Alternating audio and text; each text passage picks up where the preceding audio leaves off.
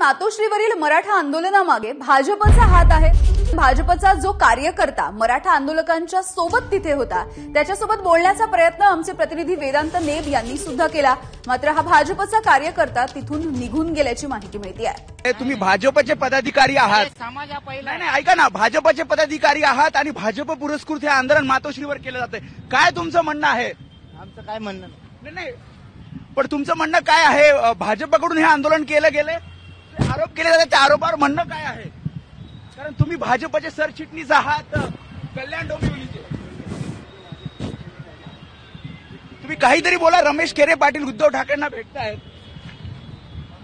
त्यामुळे आपण बघतोय की तुम्ही आंदोलनात सहभागी होतात, याचा अर्थ काय समजायचा? तुम्ही उत्तर देत नाहीयेत। आमचे प्रतिनिधी वेदांत नेब यांनी या पदाधिकाऱ्यासोबत बातचीत करण्याचा प्रयत्न केला, मात्र सुशील पायाळ हा भाजपचा पदाधिकारी तिथून त्याने पळ काढलेला दिसतोय।